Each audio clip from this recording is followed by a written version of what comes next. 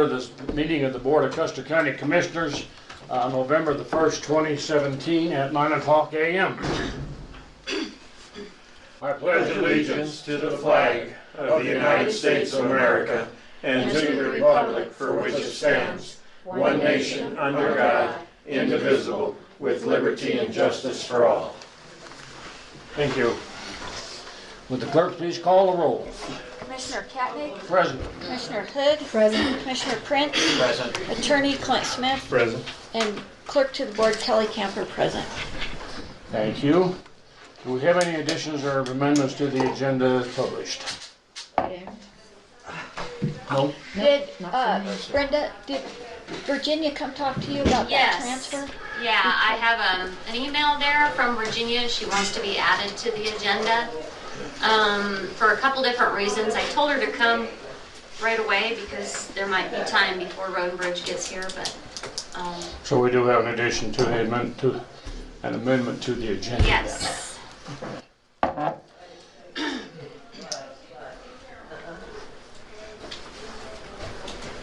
Okay, the agenda will be amended to include the county treasurer. Let's go to the introduction of the audience, please. John Johnston. John Johnson, Bob Cinderell, that was quick. Can you guys be as quick? Oh, flower. All right, thank you very much for being here. I believe we might have some minutes for approval. Nope, we did that yesterday. Well, I saw where yesterday's minutes were already done, was the reason I was asking. You told me last night they were. I didn't give them to you because I thought maybe I didn't want to. Okay, That wasn't enough time. yeah, that was what I was referring to. Okay. No, I'm good. All right, commissioner items. I have one, sir. We had an email that was sent from Ruth Spar down in Wetmore to Brenda, and it's her report. And if it's okay, it's fairly short. I'll just read it. Is that acceptable? Can we do that under our report section? That'd be fine. She usually doesn't give a report, but that's fine. Yeah, let's do it under reports then. Okay. Yeah, I think, Jay, we were going to add her to the agenda, or the Okay. group in general. I don't know where in time we were going Yeah. to put that, Brenda. And I think just because of their age and the distance and the weather, they would just as soon do it in Wetmore when we're in Wetmore, so it might not. We might be just getting written reports until we start having meetings in Wetmore again, so, which is probably February, right? It depends on the video streaming. Yeah. Well, yeah, but they're going to submit reports for us. There's a couple of things to realize, I think. First of all, Jack cannot come to this elevation. It's too high for him even when he's on oxygen. So you're right. Let's see where we're going with that. Yes. The second thing, well, we'll come on down. Anything else from you? No, sir. Okay. Comment? I just have two items.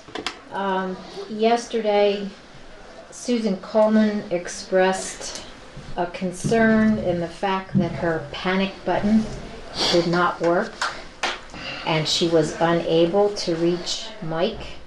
Also, anybody from the sheriff's office. And Brenda, I guess, for some reason, other panic buttons were not working. So I would like to take this up with Shannon and make sure there's some kind of routine checking on the panic buttons. I know that batteries were ordered, but it is an issue of security. And I had said to Susie that I would follow up with that. I think that's also an issue with Mike because he's responsible for the courthouse security too. He is, and he said he checked them. I spoke with him yesterday, Bob. When did you check them? 2 weeks ago, and somehow all of them weren't working 2 weeks later. We're not. We're not. And nothing was done on the internet. Nothing was done. So I'll be following up Good with additional Shannon. information. All right. Anything else? Yes, we received an email from Kelly with another security concern regarding the courthouse lights in the back parking lot. Clint Dark Skies, I guess, installed these lights and they're now out. Is there somebody in particular we should notify to correct it? I mean, we paid for the installation. I assume if there's some issue, I guess it would depend. If it's something that's burned out, I'm sure we'd go ahead and replace it again. If there's some other wiring issue, you may need to have an electrician. Yeah, and I don't know what, I just noticed them a couple weeks ago, and I just thought it was weird that all 4 of them are burnt out at the same time. That sounds like a wiring issue, not something that's burned out. You might have an electrician take a look first and see if there's a circuit or something. But we'll pay for it if it's a matter of replacing Okay, it. so let's go that route first. We'll notify. I would suggest we have our maintenance man look at it or get an electrician to see if we have an electrical problem first before we go to the lights, because that's a lot easier to check on the ground Yeah. than getting the cherry picker and getting up in the air. What else? That's all I have. Okay, I've got a couple of items. First of all, I would like to give a little bit of information. I guess some of you were in Wetmore and saw the negativity that some of the folks had. I think you need to understand, first of all, that I'm not taking his side, but Jack is a retired master sergeant. He's 87 years old, I believe. He's on oxygen. Sometimes he does get upset. I don't appreciate the manner in which he addressed the board. It was not polite. But at the same time, I visited with him afterwards to see what the issue was. I think there's times it's important when we have a problem that we talk to the people. And Jack did apologize, said that he lost it. But if you think about it, someone that's been a master sergeant is used to having their orders obeyed almost before they issue them. That's not an excuse, but it's a little more depth into it. The other thing that I've been working on for a period of time is Forest Service. We've had a number of issues transpire with our Forest Service from the national level over a number of years. Currently, as I understand it, the 2 primary national objectives of the Forest Service are fire mitigation and timber harvesting. They have put recreation low on their list of priorities, and a matter of fact, they're looking rather seriously at the number of campgrounds they can close because they don't have the funding to maintain them. We basically closed the campground on Oak Creek a year ago. It's more or less a day use area now, an area that folks used to go to from Florence and Canyon, that area, come up to it. Other candidates that could be on the list for closure are the campground at Lake Creek. It's a small campground, but I think it's in a very unique position. I think with some support and some additional development that could become a real jewel in our highways, our county, because when people come to campgrounds, by and large, they're not the ones that drive in and throw in a backpack and run up the hill. They're the ones that arrive in a $50,000 pickup or more and a $30,000 or $40,000 trailer, or else they arrive in a $100,000 bus, and they tend to stay a few days and they tend to spend some money in the community. I think we have to be somewhat cognizant of these campground proposed closures. I look at the campgrounds along the St. Christos as one of our jewels, and I'm not so sure that, this is just off the top of my head, but I'm not so sure that there aren't locations that we might actually develop some additional campground facilities that would increase our potential tourism and the time that people are spending here in the mountains. The second issue that's come about is always interesting, how you can have one voice speak and the left doesn't know what the right hand's saying or doing, but I had gained some intelligence. Forest Service was looking at transferring at least 2 of the 5 firefighting units from this region to California, which would further reduce our ability to respond to wildfires in a very timely manner. And then the other come about, well, they weren't going to go to California, they were going to go to Montana.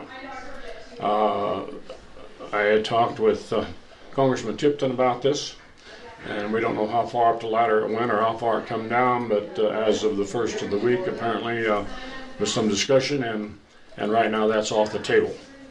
So they're not going to be transferring any of our forest firing hotshot crews or units out of this region down here, at least for this year. And I think that's all that I have on comments. Attorney items.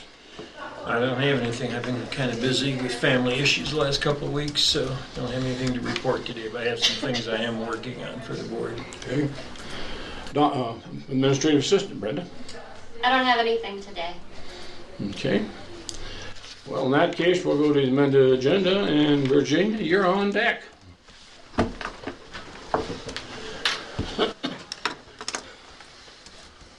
Morning. Good morning.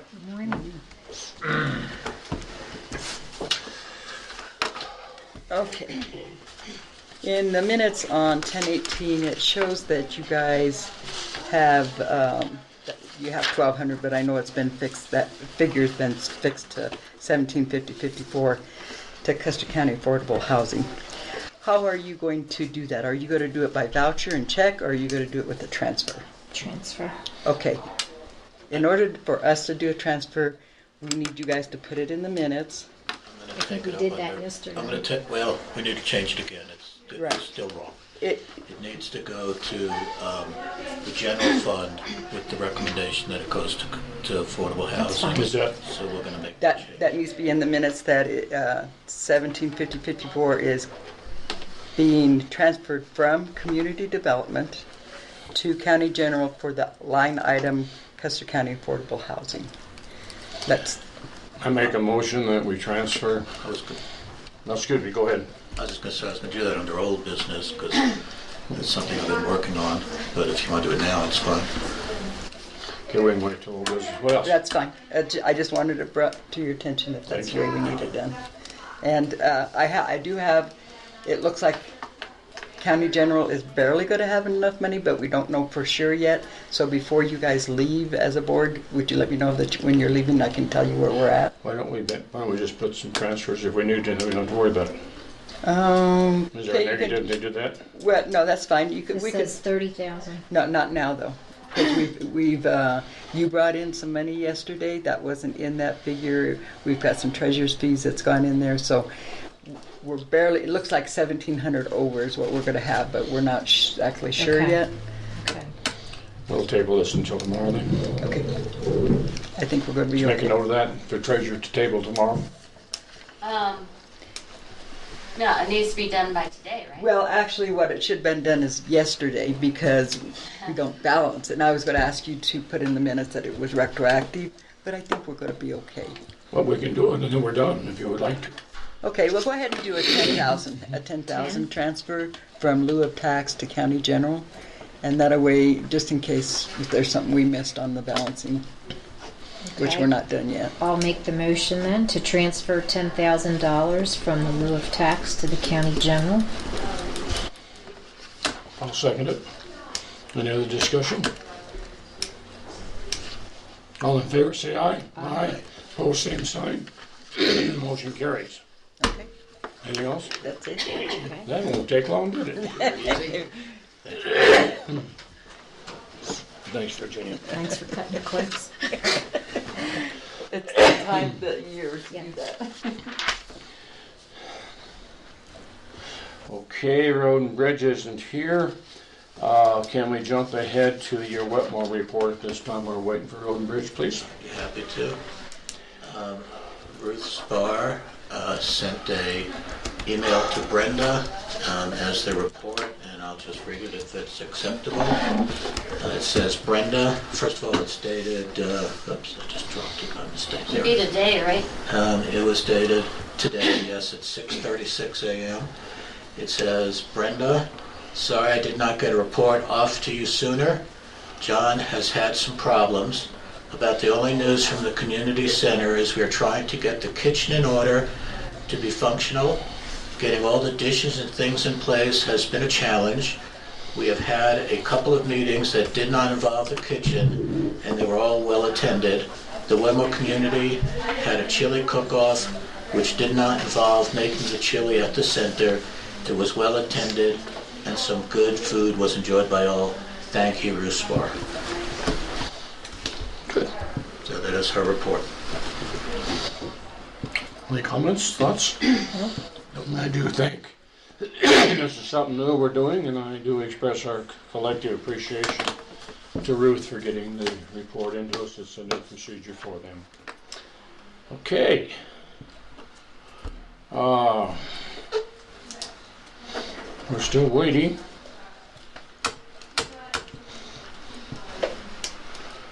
I wonder if suppose we could slip in Human Resources and Finance. I don't know, it's just what she's doing. Yeah, also Bob is here. I don't know how long his presentation is gonna be. How long as you want. I can do it in about 10 minutes. Oh, okay. Let's move to you then. Okay. We will temporarily change the order. I'll change the order. All right, that's good enough. But anyway. Morning. Morning, Bob. Good morning, sir. Okay, well, thank you, first of all, for bringing me up a little bit faster than I thought. That's good. What I was going to do, you did ask me to give you an update as to where we were with the Upper Arkansas Water Conservancy District. And excuse me, I do have the crud that's going around. But I thought I'd take just a minute and bring us up to date as to a few things that the Upper Arkansas Water Conservancy District has done in the community through the years. One of the things that, you may not be aware of, but there was a minimum stream flow that the state of Colorado was coming in to start claiming some of the water in some of the various streams up and down the range here in Custer County as well as in Fremont County and up in Chaffee County as well. At that time, the state was coming in and asking for 114 acre feet of water that they wanted to claim for the fisheries. It came to our attention. We did take a look at it, and we were concerned as to if it was going to be injurious to the water right users, the ranching community. So they wanted to take 114 acre feet. We challenged that issue. We had them come in, and some of the streams that they were claiming to have water did not have water in them, and they were, just dry stream beds. And so we were able to knock that down on 3 different occasions, and they ended up with 12 foot of acre feet of water, as opposed to 114. So if you take, we were able to save the ranching community somewhere in the neighborhood of 102 acre feet of water. I have taken... Now this acre feet, that's Custer County. That's just Custer County. Just Custer County. And those are all from streams that flow year round. There are no streams involved that have fuel calls associated with them. Yep. We've done all those studies. So what I did, and this is the way my mind goes, but I look at that as 102 acre feet we were able to retain and keep in the valley, which I think is critical, important. And you're looking at what is the value of something like that. You're probably looking at a value of around $12,000 an acre foot if it was taken into the Front Range or anywhere else. So you're looking at about $1 million worth of water that we were able to retain for the county and for the ranching community. Another issue. When was this one? When?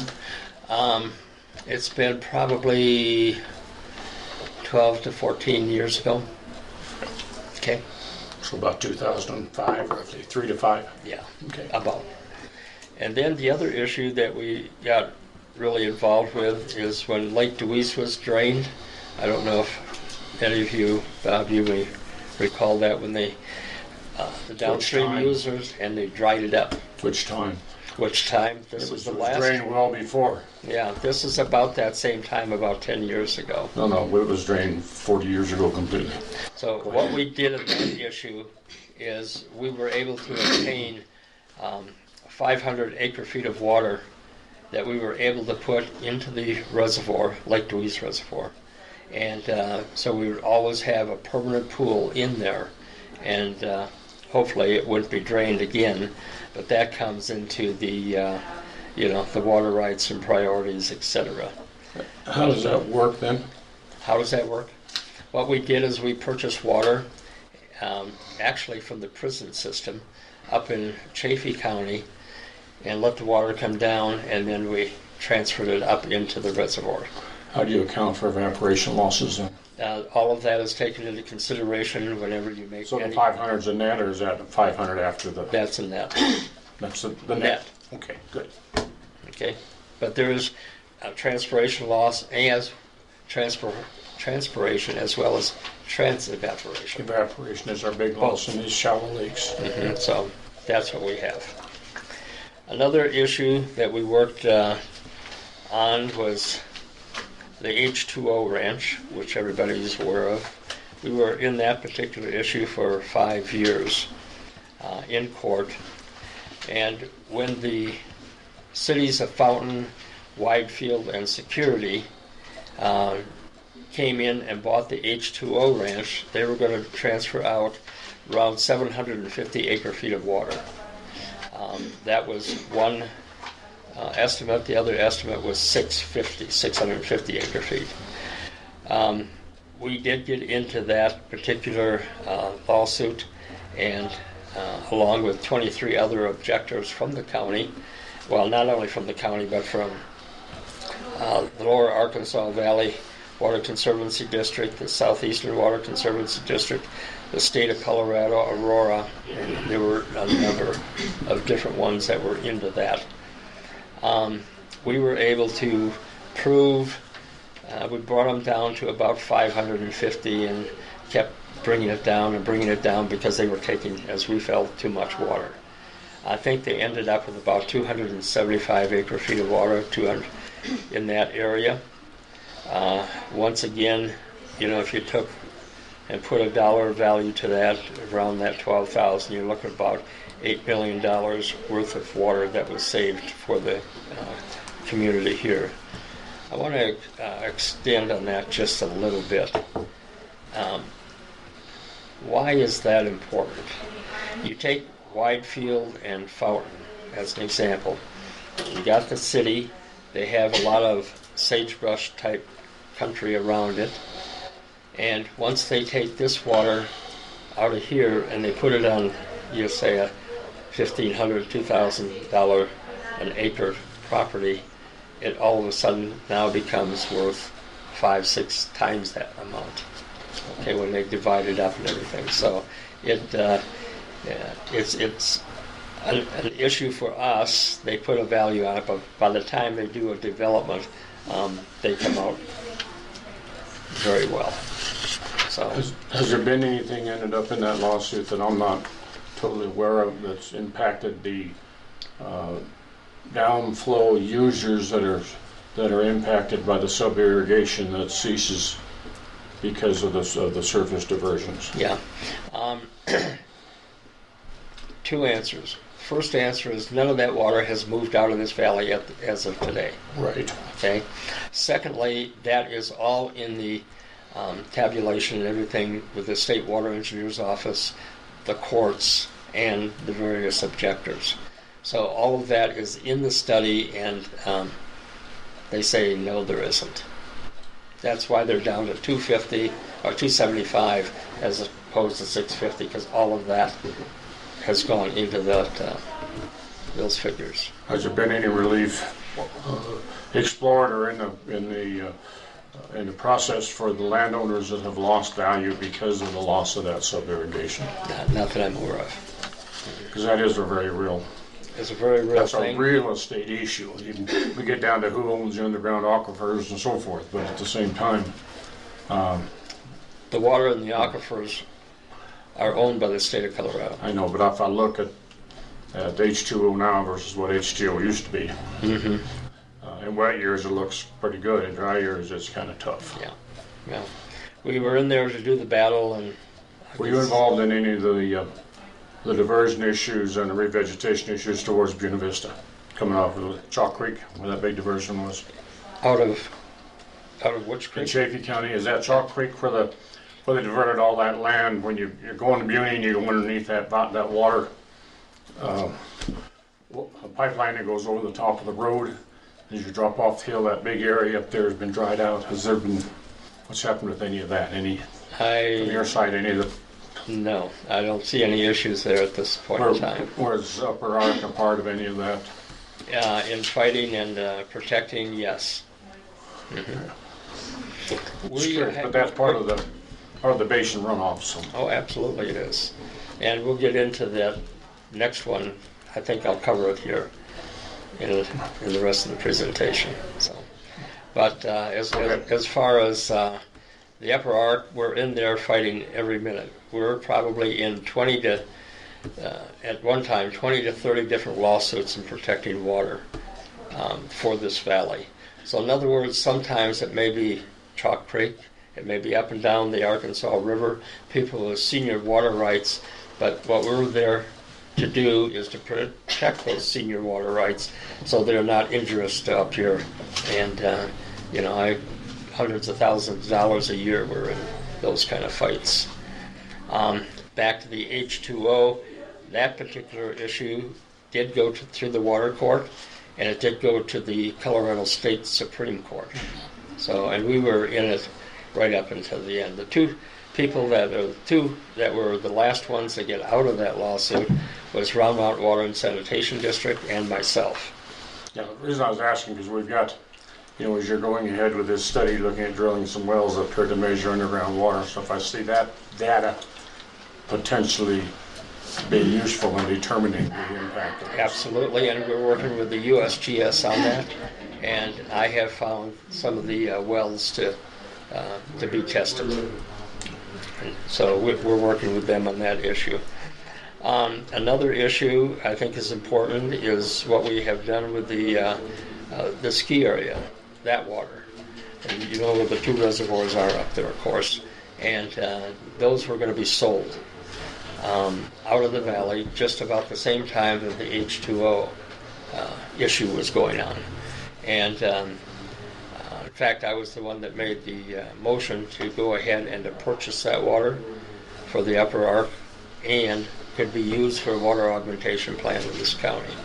I think So they did go. doing that already. I can't hear. I think the ranch is doing that already. Yeah. With our outcome.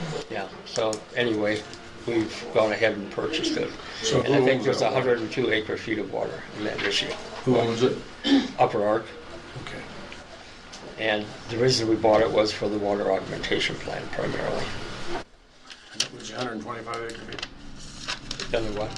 How many acre feet did you? I think it's 105. 105. I didn't hear you. No, Yeah, I can't hear anything about it. that's all right.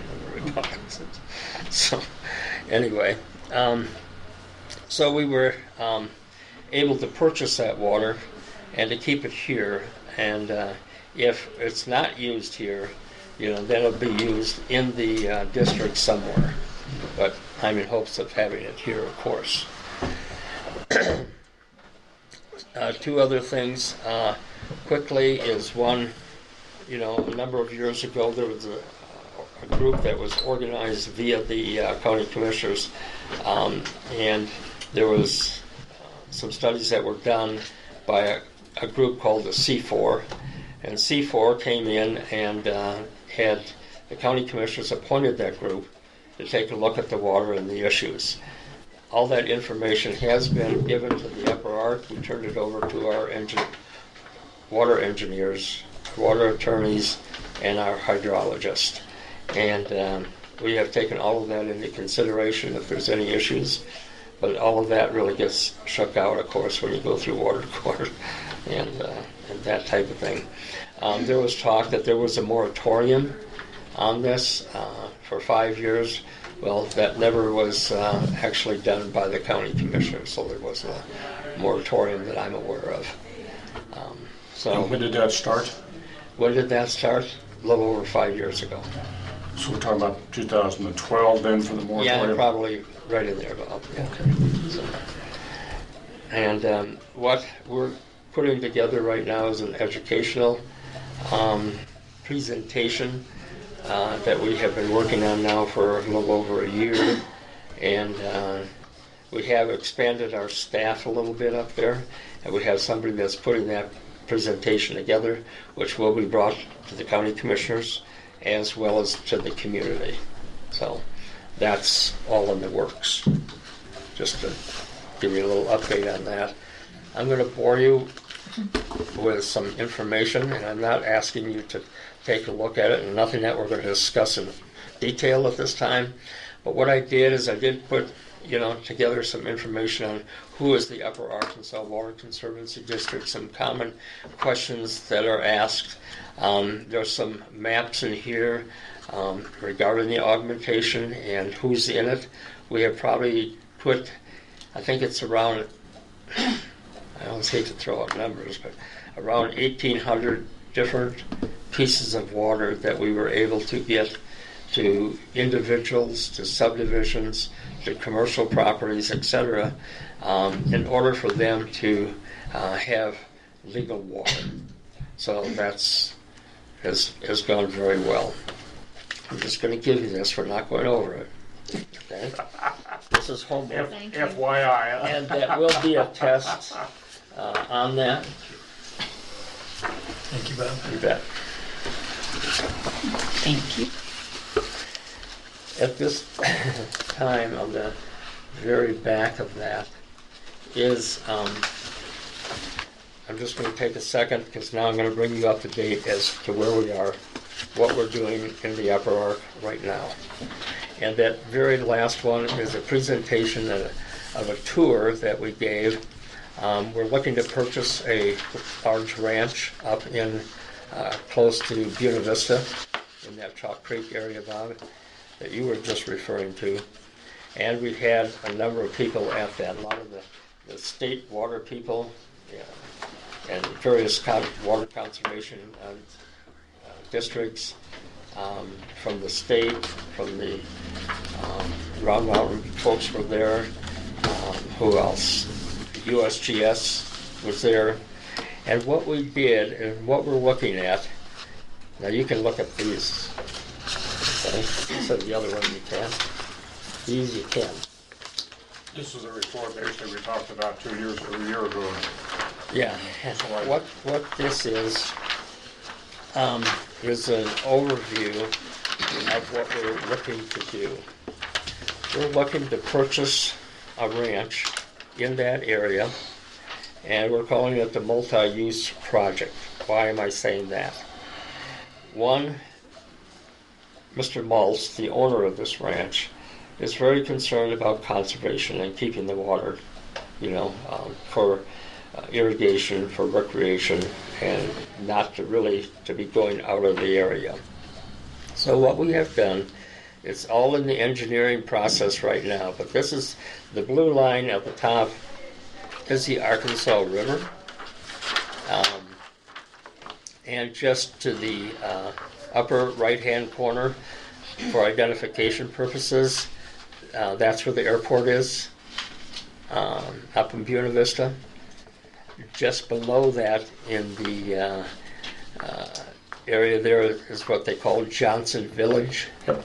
Johnson's Corner, Johnson Village. So all of that would be part of it. So in that particular area, there's going to be areas for rafting, for fishing, for handicapped folks that cannot, wade the streams. There's going to be, little docks, that they can walk out on, or a wheelchair, whatever. Then the irrigation areas and the circles, those are all presently being used and for irrigation for that area. What we're going to be doing is retaining X amount of water in that area for wildlife. That is a winter gathering area for the elk and the deer, other wildlife as well. In the lower right-hand corner of your map, in the red, is a reservoir. You can't see it from the highways at all. But it's probably one of the most beautiful reservoirs I think I've seen in Colorado. It's absolutely gorgeous back in there. And you can't see it. But Mr. Maltz, the owner of the ranch, he has built dams and construction dams all over the world. And he's the one that did this. Yes? How much more time am I going to need? I'm sorry. How much more time will you need? here Yeah. for me right now? Just a couple minutes. Okay, that's okay. I've got my road and bridge people back here, but we can go ahead and take, it's not gonna be very long. Take your timer, we can add you right after them again. Okay. I'll have you wait just a little while, Gary. That's fine. Okay, go ahead, take your time. Okay, so then the blue dots on there is alluvial soil, and what we will be doing in that is putting water into those areas that will then sub-irrigate down and then reach the river. There's engineering that has gone on in every one of these issues. I've got to go back to the reservoir a second. The How long would that, do you anticipate that would take to reach? 5 to 7 years. It varies in here from that. And do we have some data that substantiates that? Yes. Yeah, we have our hydrologist and engineers that are working on that. Because I know over the sand dunes, the alluvial water over there hasn't reached the west end of the sand dunes yet with any type of radioactivity, and that's been 70 years. Yeah, and that's a different situation, different type of soil than what this is. That's also alluvial, isn't it? Under Yeah. under the sand dunes? I think there's different grades of that, so I don't know. But we'll have the engineering, you can certainly go through it all. So Okay, what property will you actually own on here? what property? Pretty much everything that you can see on here with the exception of up to the north side of it. You see Highway 285? It goes up, to the highway there. And then at the bottom, up on that ridge that we're on here. And that's where that reservoir is. Okay, so, I thought that was on the other side of the road more this way, so I got it located down. yeah. On the multi-use project that we're just discussing, I have some handouts on that for each of you. Now, this development, will that be handled in cooperation with the Parks and Wildlife, or? Parks and Wildlife are involved with this. A number of government agencies are involved in it. I think we have 20 different participants so far in this. Will those be public lands then for access, or will they remain under the control of the Conservancy District? It'll be under the control of the Upper Ark, with they all being participants. Will there be long-term leases then for recreation? Yep. I don't mean to hammer it, but recreation is really key to. Recreation's gotten to be big for the state of Colorado. So I don't know. That's kind of quick.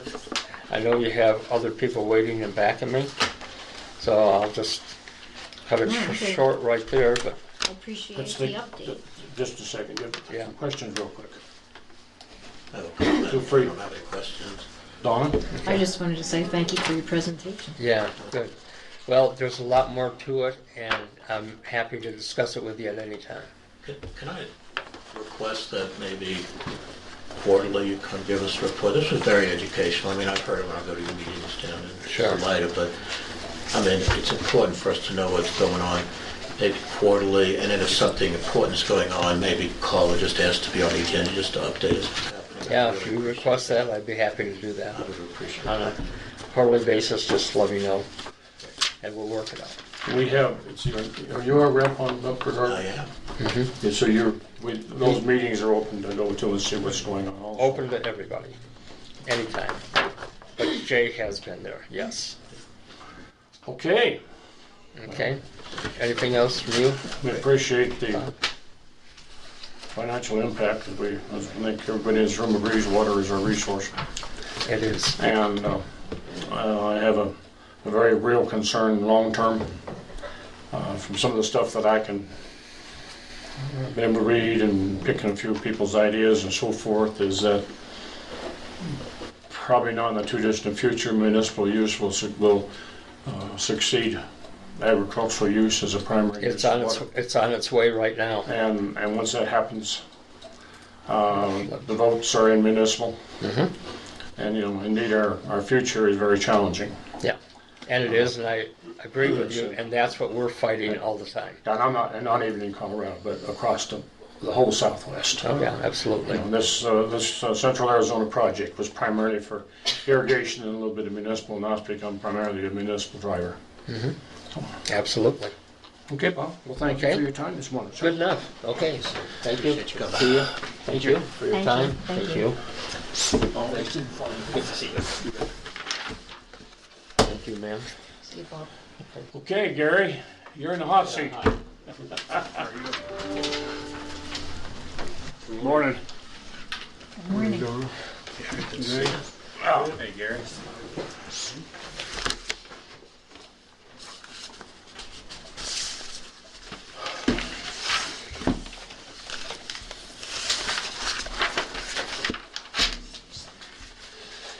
oh, well. As we start, before I forget, I'll ask my colleagues to help me out here. We've got a little short road out of Deweese that apparently when we plow the snow, we kind of push it into that dead end. And that's limiting the two landowners' access into their property. And help me out, one of you with that. Right.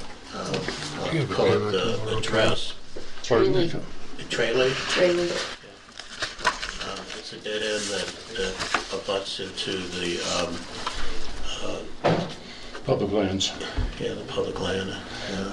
Didn't recall that. And what their complaint was that when the snow removal comes, they fill in this small piece. And I'll get you the map. Okay. Jackie Hobby has it. I can show you exactly where it was. And the complaint was that the snow gets pushed in there, and one of the owners has no problem getting in, but the other owner, it becomes a problematic for this lady to get into our property. And we told them yesterday that we know that we'll fix that in a second as soon as we know the problem. Sure. So I'll get you that information. Well, Show it to you on the map. he's, you got it. I mean, this is the address. Well- Jackie, and I'm sure Roger knows where it is. See those roads out there used to belong, they were all private roads. And then they deeded them to the county about 6 months ago to help clear up their estate. So now it's county property. Most of, as you know, most of our property goes to the center. We just have an easement and we own to the middle of the road. In this case, the county owns the property of the road. So it's not a big deal, but it's something that would sure.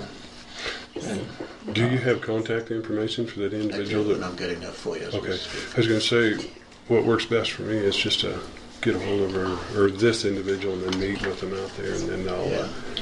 figure out what I we have need to the do differently. information You don't happen to have that, Brenda, do you? now. I'm looking From at it. yesterday's? No, I didn't get a copy, so. I'll get it for you. Okay. Okay, now I think it had to do what I needed to do before I forgot it, so I'll let you Okay. go ahead. Yeah, as far as my report for you, I really don't have that much. We're just blading and, Moving along. yeah, pretty much. Nothing out of the ordinary. We had a culvert we found maybe that hadn't been permitted. Are you aware of that one? Roger was talking about it a couple of weeks ago. He had Barbie check and she couldn't find any records that had been permitted. Well, I can think of a couple that were in question that we're checking into. Okay, but you're checking into them to see where we are and so forth then. Right, yeah. If we discover one that we don't feel like's been permitted, we can start doing some research on it. And if they're not permitted, we just have them permit? Yeah. Or what do we? Pretty much. And there's no follow-up? There could be a penalty imposed, and I don't remember without looking how much it is. The minor problems. Yeah, pretty Donna, minor. you want to say something? Good. I just saw a hand back there. Oh. I was wondering who was behind the hand. I thought she was swatting flies and how I took a shower. Thought it was Halloween all over again, huh?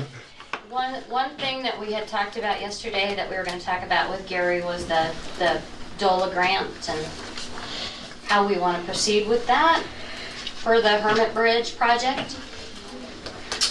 Since we got it, how we. Yeah, we've got two different options. So, we can forget the CDOT grant and not have to jump through all those hoops. But if we do that, it's going to cost us a little bit more out-of-pocket expense, right? Probably. Have you heard back from CDOT? I haven't contacted or heard back from them for a while yet. Because I remember. We were kind of on hold until we figured out. Remember, we went out there. I took CDOT out when we had our meeting here a couple months ago, and took the engineers out and they looked at the bridge. We talked about that. Remember? Yeah, and didn't you say that they didn't feel like it was going to cost nearly as much as what Right, you and they said they would recalculate their engineering and get back with us. So and they have. we need to rattle our cages. Okay, but based on the information I've got, the CDOT grant, our out-of-pocket expense would be about $28,000. But if we forget the CDOT grant, we go out on our own.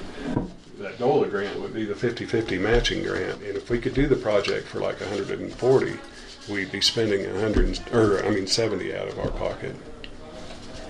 If the total project was 140, if we used the DOLA matching, If we had that 250. well, if we had the 140 just from DOLA and relied on it solely, then our Matching. yeah, it's It's matching. And, matching. yeah, and if that project cost 140, the county's expense would be 70. But if we go ahead and stick with the CDOT grant, the only thing that concerns me about that, and that's something that was brought up down here in San Isabel, is the closing of that road for however long Jimmy said it. Well, like first they said like months, 4 and then they months. whittled it down to weeks. So. I can't imagine it being more than 2 weeks total. If I can add to that, I think we've got a lot of room. My estimation from CDOT, and I was very adamant in this. What we're talking about, Tom, is a bridge right over here, and my attitude is if we're going to fix that bridge. We have to fix the bridge. It's not if, but we have to. Is that we bring in crews, they work long hours, and they get the damn thing done in a week or 10 days at the most. And it will be done during a time period. Fall won't work because of all the cattle and hay shipments. But if we get into a spring situation when the water's low before we have water come up, that's what we're looking at. Does that answer? So I got a question back. Does that answer it for you? Yeah. And if we do it in the spring, it won't be until the spring of most likely 19 because we won't have everything, all of our... But it's the initial stuff, and the rest of you are aware of this, I'm sure. But CDOT, we have some federal monies, and we have some state support monies, and we got some county cost share on them. And the initial cost was estimated at $250,000 to replace 2 culverts on a road. And to me, that was just, that's as much as that $50,000 toilet seat was they put on those airplanes 25 years ago. So I took CDOT out there when they were here. We had a regional meeting here. I took the engineers from Colorado Springs out, and let you and I get together, Gary, and we'll contact them and see, because their attitude was, yeah, that was too expensive, that the time frame had to be short. Mm-hmm. And as far as I'm here, I'm not going to. I cannot close that road. I won't support closing that road for more than a very short period of time, because that's the main artery. Mm-hmm. And it has to be done, and it has to be done in a timely manner. If we have to spend a little bit of overtime out there to get it done, it's important that we do that. Well, that's where the bridge location is, and this is our alternate routes over here on Pines and over here on Schoolfield and that way. So it's quite a ways out of the way. Well, the other thing, we put them on Pines going to Hermit. You're going to have a lot of dust and a lot of wear and tear on Kettle Lane, as well as that road that comes from Copper Gulch this way. So it's, I don't think it's an option that we have to come in there and we just have to get it done in the shortest possible period of time. I think as long as we hold that as a key for our negotiations, I think we can make it happen. Because I don't want to have to drive 5 miles around. And I'm sure Tom doesn't want to drive that far around. Okay, what else? Are you had a chance to get any bids on some equipment? Yeah, the backhoe, I've got 1 bid in and I'm still waiting on 2 more.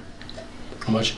I've got 3 bids coming in. I've got 1 received and 2 I'm pending too. Okay. So What about a grader and truck and stuff?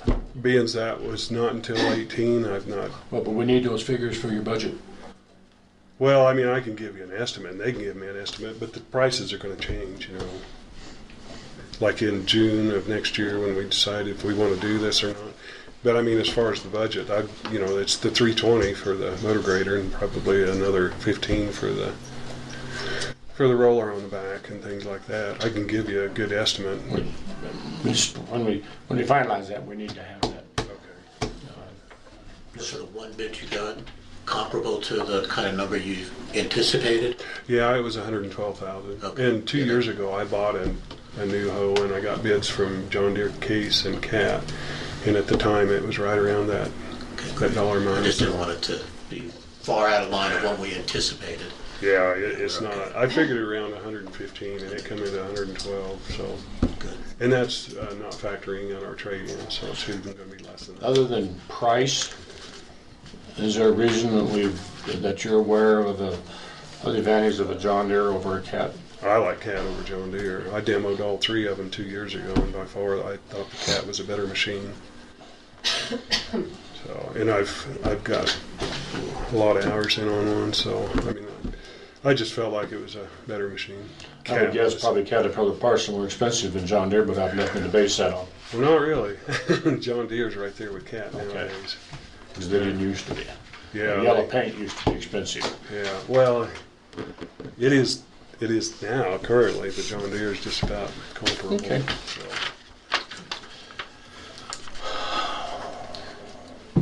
Need anything from us?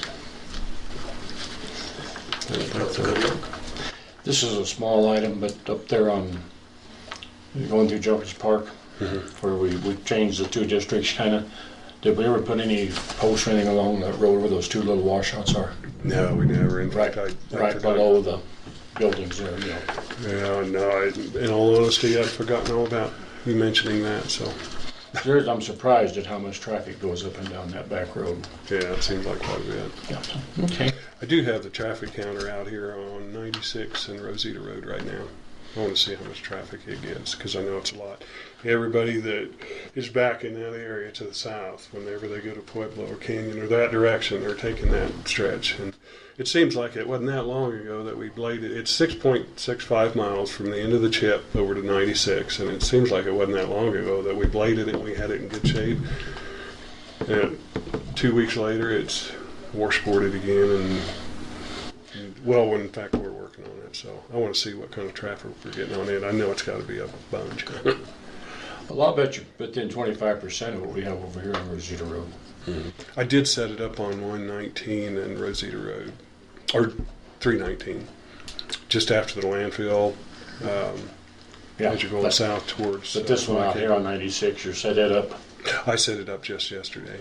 and it's right there where you come off 96 before you go up Genova Hill there. Yeah.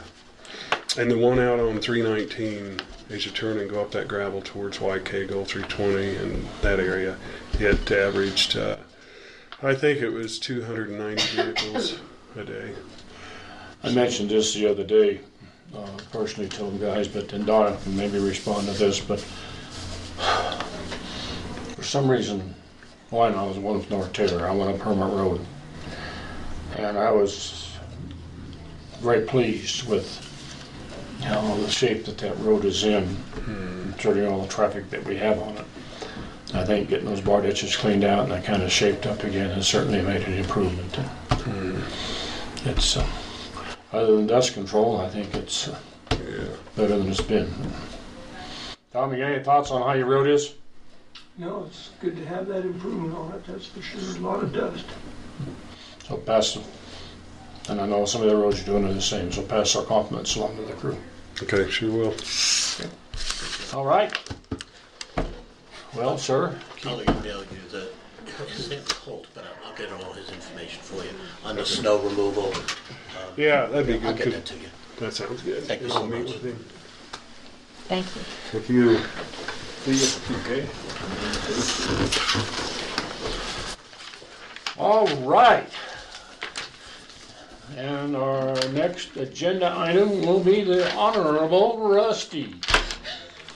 Landfill, please. Morning. Good morning. Morning. Good.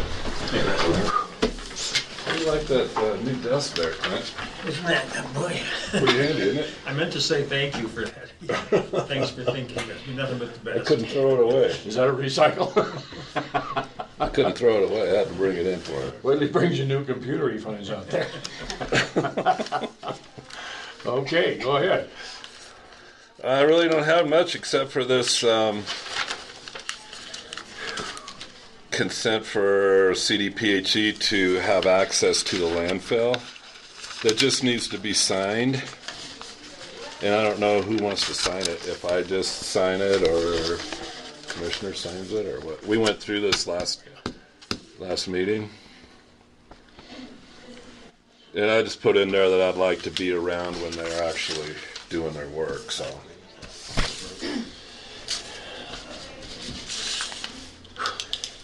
Everything else is going about as normal.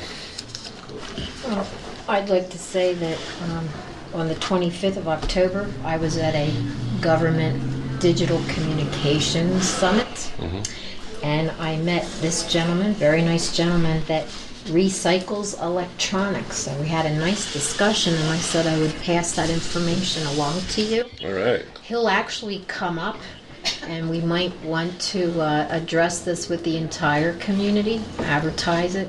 I don't know, do you work with Joni Gleedman Yeah. at all? But anyway, he said if we're really interested to contact him, and he'll put the list out of what he takes, because he doesn't do TVs. Oh. So there's a small list that he doesn't do, but to make it worth his while to come up to fill up his truck, he would want the entire community involved. But it's a great way to get rid of Sure.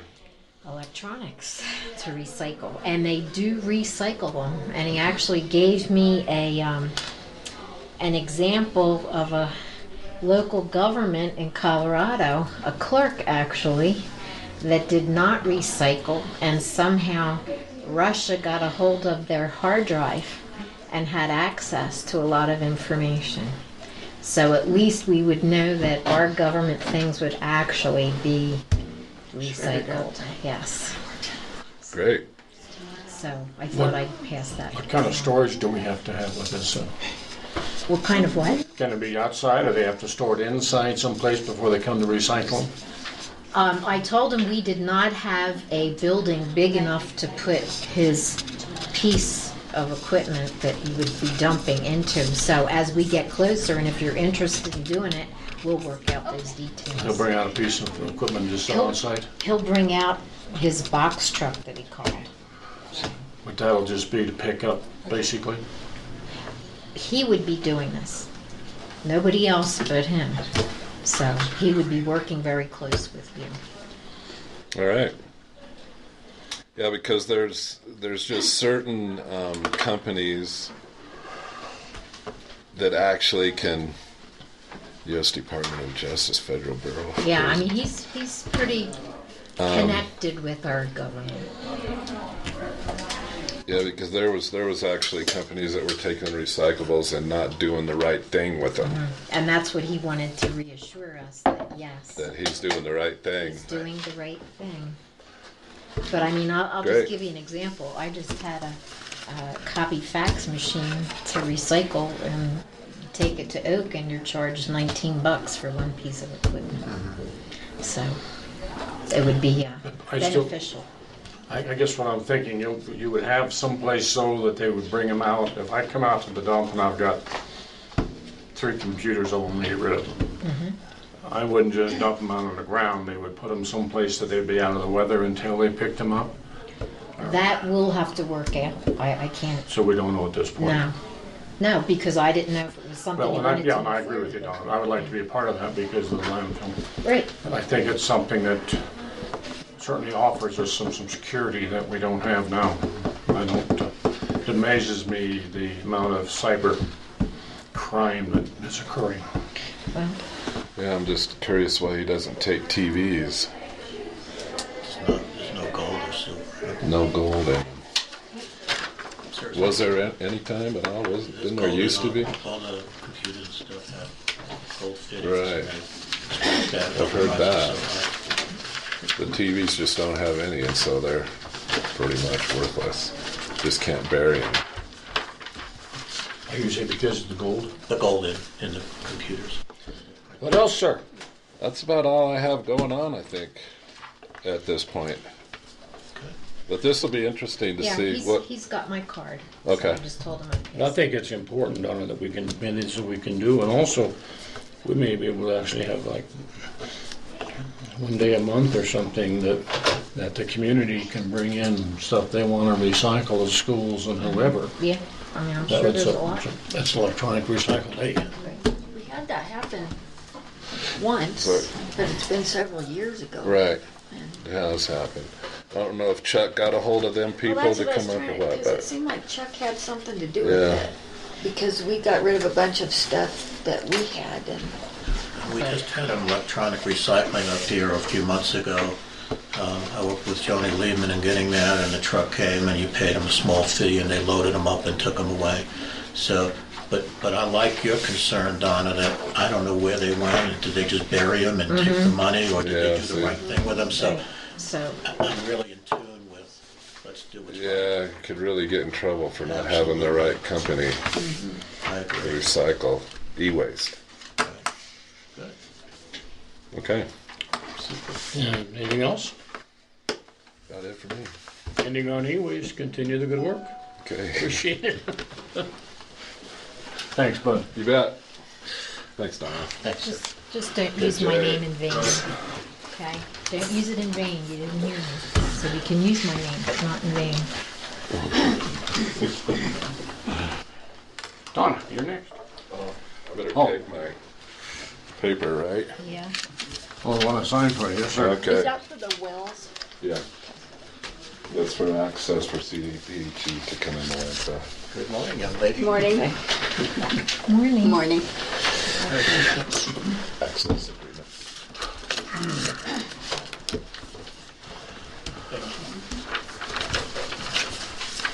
Thank you.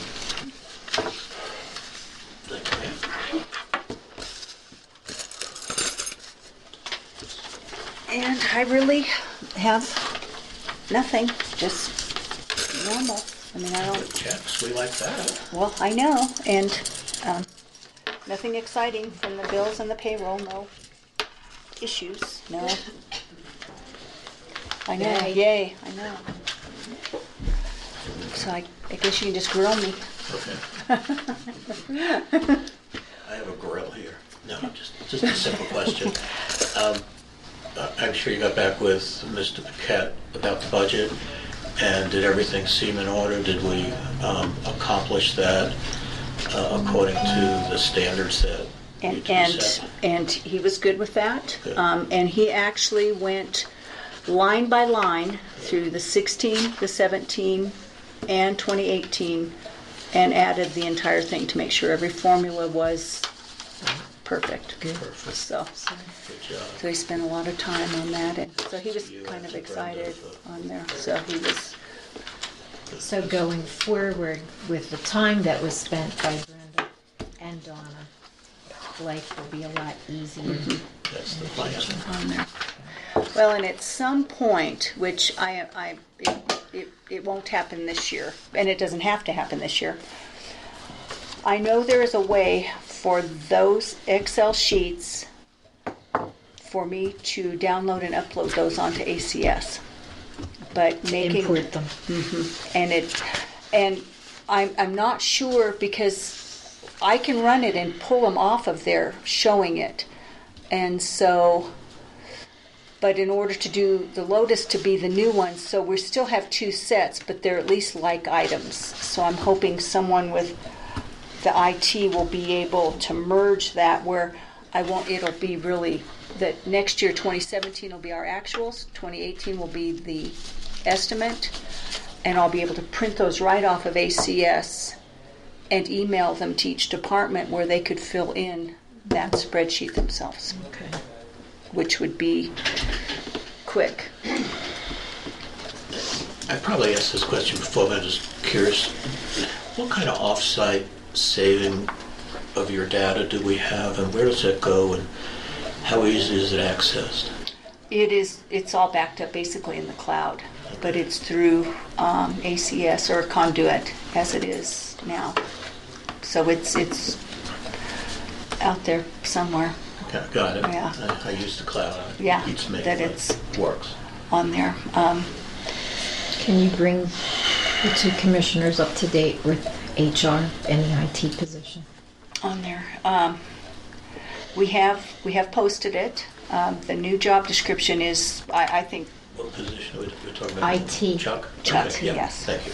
and we've sent it to Metro State in Denver for newly graduates or people who are there, to the Sentinel, and it's there. I've got- Workforce. and workforce, and then it's on the web.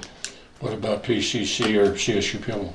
And I can definitely do that if someone will. I mean, I've tried to look at different places, and I don't want it just sent.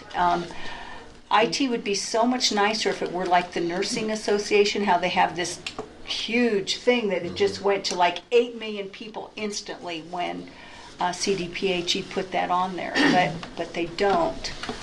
And so I will. Well, and maybe we can help you find the addresses, but there's, I think, probably on almost every major college or university that has an IT program, there's an IT student club. There's usually some type of a national affiliation of students.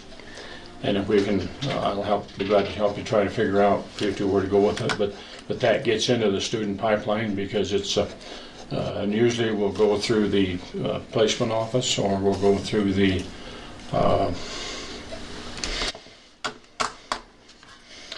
careers and placement is usually the place that we would go, at least the universities I've been familiar with. On there. Okay. But that gets you into that inner circle. It's like you have nurses associations as students, On there. and then it evolves to a nurses group after they come out. Do that. Okay. Perfect. And I don't know who'd asked this, so I'll ask you to start with. This may have been part of Road and Bridge. The budget's up through where we are through today. Okay. Now I see we don't have anything down here. That's because we just finished the end of the month. Correct. And my point being, looking on there, we've had no month that we've exceeded $180,000 in road and bridge expense on the bottom line. Okay. Now, using that projection, and I'm assuming we don't have a 10-foot snowfall tomorrow, we could potentially be in the same range for the next 2 months.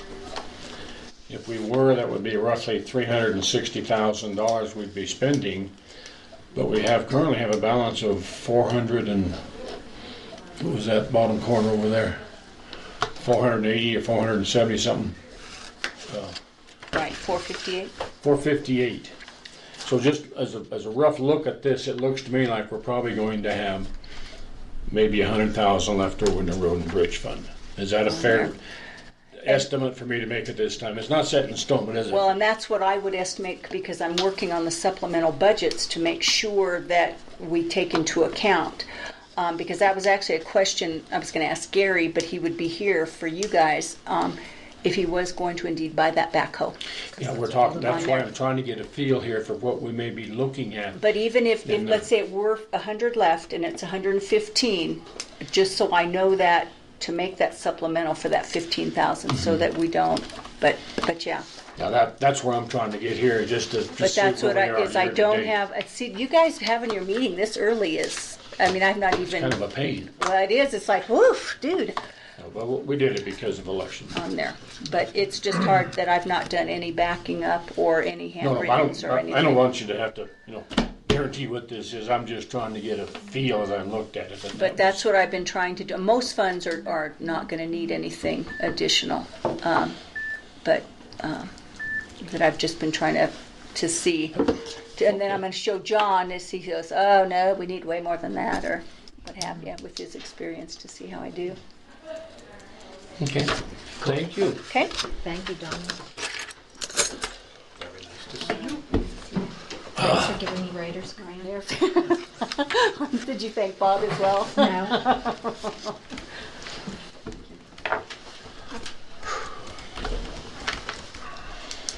10 o'clock.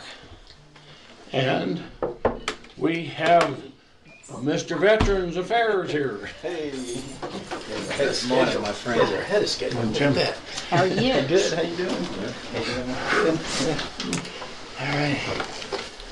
Well, pretty short and sweet today. That seems to be the theme this morning. Don't jinx it. Yeah. Here's the original monthly report. My copies. Thank you. I guess before you get started on your report, I'd like to commend you because I attended your meeting on the 19th. I'm just going to say that as a civilian and not a veteran, okay, that's a lot of paperwork that people have to follow. Is there any sort of shortcut pamphlets that could be handed out for people to follow that? Because I'm sitting there and I'm watching the ones around me in the audience, and I'm going to say they were kind of in la la land with those explanations. At the meeting, you had folks on the VHA side, which is the healthcare side, and that's the predominant. Kim Hogue, who's the regional director, so she's responsible for all the clinics here in Colorado and Wyoming. And then you have the VBA side, which is your claims, GI Bill, home loans, compensation, pension, all survivor benefits. And so you had 2 out of the 3 departments, divisions of the VA represented there. There's so much information. To put it in a short... It was a lot. If you go to the VA's website and just look at all because they don't provide too many brochures anymore. They have a handbook. In the handbook, they've got it down to this. It used to be this thick. Now it's down to a quick reference guide, more or less of that. And I had a bunch of them there, and they were all gone at the end of the meeting. So yes, kind of the short answer, yes, there is. But even in that, it's... So what typically happens with most vets is when the need arises, then they start researching whether it's healthcare benefits or, I'm going to buy a house. Well, how do I get my certificate of eligibility? Who do I call? And that's what usually triggers so many things. But when they come in to see me, even if they're coming in for healthcare or they're coming in for GI Bill or they're coming in for home loans, we're still having a full round conversation about other things to make sure that they're aware of things. Because so many times vets come in, I just had one yesterday, because I've had the word out in the veteran community that trying to make sure everybody comes in, so at least I get them in the database and register and that kind of thing. So they'll come in expecting, well, I've got 2 minutes, here we go. I said, well, we need about 10 minutes to have this conversation. And as we start talking about things, and we just, when were you in, what branch we're in, how many years, and so forth. Were you ever in an accident? Were you ever hurt, injured, sick? And all of a sudden we go, oh yeah, but that was the way then. Are you having any disability issues with that now? Yes. So all of a sudden they become aware, well, I didn't know I could even put a claim in for that. And they'd be amazed how often that happens. It all starts with a conversation though. And not everybody, some vets don't need anything. They come in and... I think the simple answer is exactly what you're doing. You're trying to get the information out there, but the whole key, and this is why we're very fortunate in Custer County, is that we have the human element that's accessible, that has the expertise to start them through this long training. It's something that is, it's kind of like trying to take Latin by correspondence. You never learn how to speak it. Well, I think that's the key, Donna, to bridging that gap. Is here's what we need, but we really got to shore up and keep this veteran service office strong. One of the things is if you talk to the younger vets that have come out in the last 15 years, they really implemented a much better transition education program in the last 15, 20 years, especially in the last 10 years. So they're coming out much better understanding, here's what I need pertains to me, and so on and so forth. One of my focus has been, because the hardest demographic I've had coming in to get in my office is the Korean War vet, World War II vets, and Vietnam vets. Because they had no education transition program. And I guess that's who I was sitting next to. So they were just like, they had no idea. And so the purpose of some of these things, and like these meetings and so forth, is awareness. Awareness of hearing what the VA has, awareness that I even hear. I still have one or two almost every month come in. Well, I've been talking to VSO in Canyon or Pueblo because I didn't know you were here. So it's an ongoing education, awareness, community outreach process. That's where it all starts. Kind of Field of Dreams. If you build it, they will show up. They will show up. So that's what's happening. But we got a long ways to go, but we're getting there. But I thought it was, to have those speakers and to have the presentation. Yeah. Kathy Garcia was there. Yeah. So I know she was taking notes.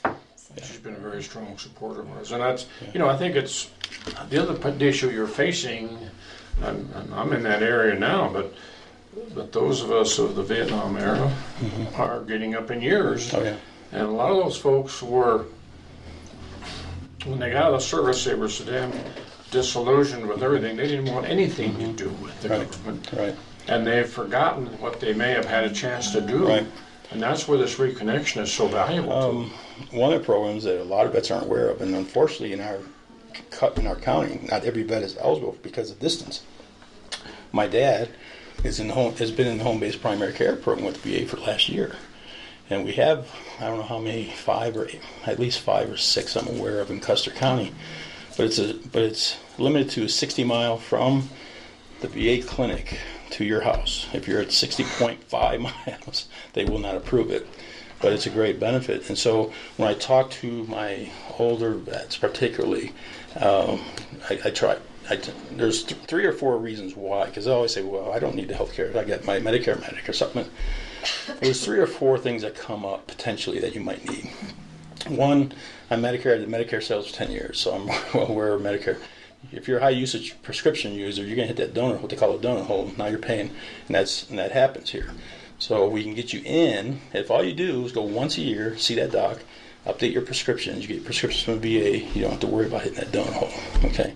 2, hearing aids. You don't have to have a disability to get a hearing aids from the VA. You just have to be in the system. So as far as it goes. And then 3rd, the home-based primary care program.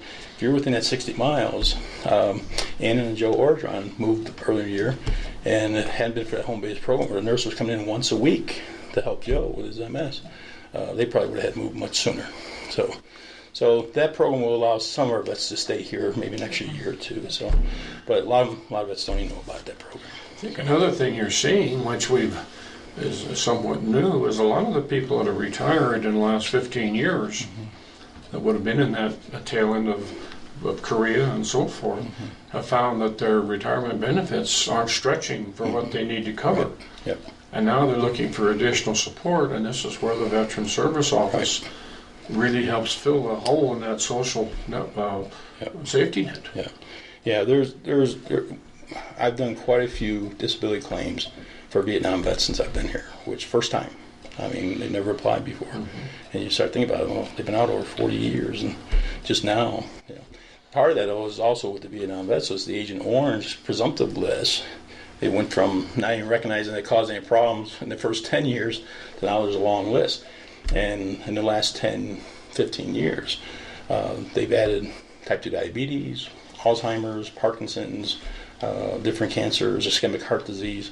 And so I still have vets coming in who, when those were added 10 years ago, haven't kept up with it. And they're just become now aware. And they've lost out. We've got vets who lost out thousands and thousands of dollars of compensation just from not being aware of those changes. You take something that was simple as hearing aids. The vets can get hearing aids without any cost. Plus the batteries get mailed to them every month. But also the initial purchase, right? No purchase, not a penny. So you're looking right there at the non-veterans are looking at the $5,000 expense right off the top if they go to a hearing specialist and be fitted. So the key, and that's why so many vets, the key is getting them in now. The surprise comes when some vets, they come in, they find out they're not eligible for health care because there's 8 categories that the VA recognizes, and 100% disabled vet is category 1. I'm a category 8. No wartime service, no disability, no nothing, so I'm a category 8. If my income exceeds a certain level, I'm not eligible. And every once in a while I run into a few who their retirement is above that income level and they're not eligible. So they're kind of shocked by that. So, but it does happen. So, anyways, great meeting. That's on my agenda. A couple of notes on that, but let me go ahead and cover the state report real quick. The numbers, phone calls 78 for the month, 114 office visits this month.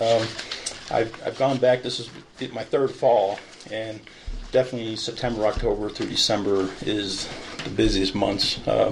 As the weather turns, a better trust fund becomes available, so that brings in a lot of vets also. So October and September, October, November particularly.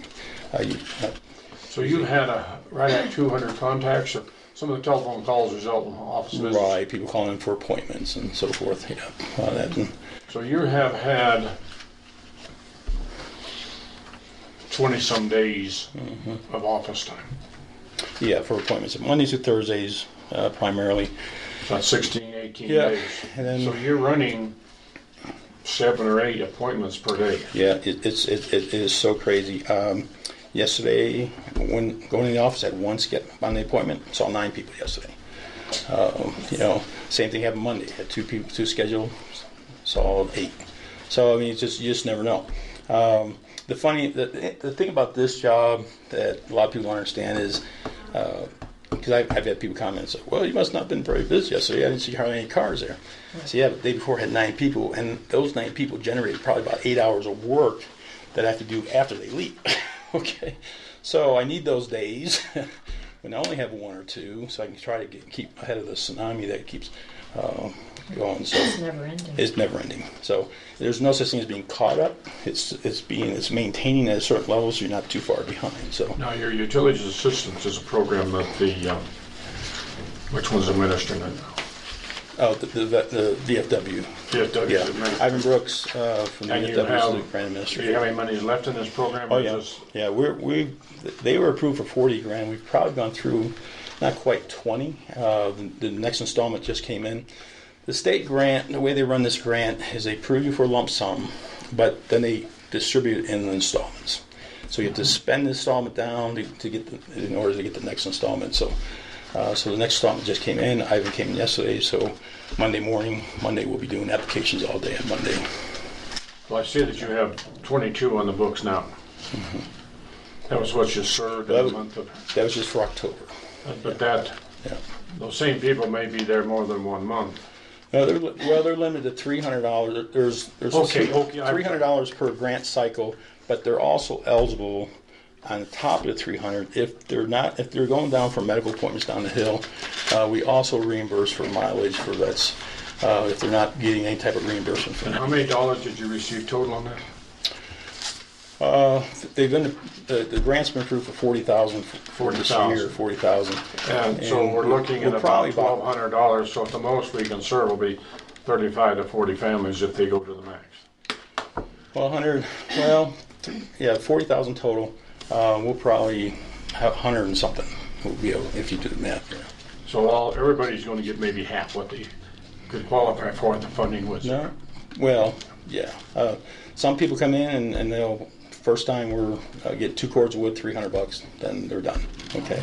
Some will come in, bring electrical for $50, propane for $50. Then they'll come back the next month and so on and so forth. So everyone has an option. Some come in and they'll only have maybe $150 with 2 utility bills. And so we give them the option to say, look, here's an option for you. If you don't want to come back again, we can do food cards for up to $150. And then we do all $300 all one time and save them the trip from coming back, especially if they live in 20 minutes outside of town and the weather's going to turn any day. So we have some flexibility on how we work that. If we can minimize the trips for them, then we do. But it's a great program. It's one of those things that Ivan stepped up last year was his first year, this year. And the state's been so happy with how collaborative we're working between the VFW and my office that they're trying to use us as a model for the rest of the state. So it's gone real well. Okay. So state report, those are the numbers. And as you look on the very last page, page 4, 412. 410 is the database up to. We were at 401 last month, so continue averaging 7 to 12, somewhere in that range every month coming in. Okay. Which is between 700 and 100 a year. Yep. New contacts. Yep, we just keep plugging away. So, town hall meeting was my second thing on the agenda. I was going to talk about the nice thing was that Kim Ho came, the regional director. It's hard to get those people, that level of people coming to you. And I was kind of curious because, and John Gregg was there, and also Kathy from Senator Gardner's office, and John from Senator Bennett's office was there. The other thing I want to mention, well, I asked John, because John was very instrumental in getting this organized. He had one in Trinidad. We've been talking for the last year and a half about trying to get one here. And so he did one in Trinidad. And so I was asking John at the meeting how many people showed up in Trinidad. He said about 30. And then I asked, what about Colorado Springs? Because Colorado Springs got like 30,000. They had about 30, 40 people show up for one in the Springs, too. And how many did you have? We had over 60. Yeah, it was So it was pretty, full house. yeah, full house. So we did good. I was pushing for 100. That was my goal, was to have at least 100 there. So we did good. The other surprise. Bet you doubled 30. Yeah, we did. So it was good. And it went real well. And my wife and Lois Smith stepped up, and my wife took care of the food part. So that's her gifted area. And she even found time, somehow she found time even to put patriotic themes on 2 pumpkins. I don't know how she did that. I still don't know. As busy as she is. So the nice surprise was that Lieutenant Colonel Martis and Master Sergeant Caleb came from the Pentagon. I mentioned last month that I went to Atlanta, that I met Lieutenant Colonel Martis. He's the regional, Western region. The two of them, that's their staff, the two of them are responsible for the whole Western region from Colorado to California, Canadian border, and New Mexico border. Okay. Met him at the Atlanta conference. He was really curious. He's new in that position. He's for the Soldier for Life program, and he hadn't really met anyone from a rural area. Most of his travel is to places like Colorado Springs, where military bases are, and so forth. So he was really curious, and so he mentioned, "I'd sure like to come out to Westcliff." I mentioned about the town hall meeting in Atlanta, and 2 weeks before the meeting, he emailed me requesting dates again. So I said, "Wow, he might come." I was really kind of shocked. The day before, he sent me an email that he would be here. So that was great. And he came early enough that we spent about 3 hours in my office, went to lunch, and he was able to get a real good insight, which he says, on the rural issues. And one of the statements he made is definitely rural areas have some much different issues for transitioning soldiers. So I'll stop you right there. Mm-hmm. You have gone to a number of schools for additional training to permit you to oftentimes work directly with Washington on some of the issues that we're having. And because of your attendance at the national meetings in Atlanta, you made a contact, and as a result of that contact, then Lieutenant Colonel has the responsibility for Veterans Affairs in the Western United States. Come to Westcliff and met with some of our veterans. Yeah, he's responsible for the Army initiated what's called the Soldier for Life program. It's a program to assist soldiers coming out of the military transition to the civilian world. And so he's responsible for the whole Western Conference. But we had a great conversation in Atlanta about rural issues for vets transitioning. And he made the comment that most of his travel takes him to where all the military bases are, because that's where the transition centers are.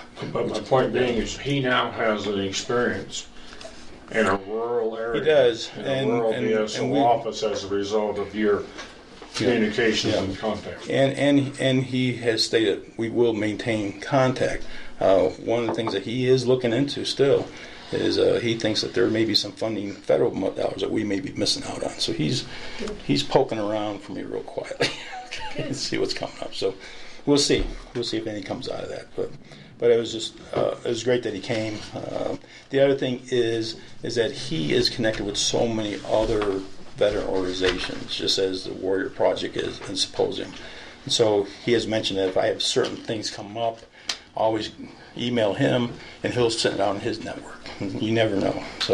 So my first 2 years particularly, the only resource I had was if something come up, okay, let me contact the VA. And there's some things where the VA is a round peg and their issue is a square peg, and there's no solution there. So what I'm trying to do now is to reach out to find out what other resources other than just the VA is available that we're not tapped into.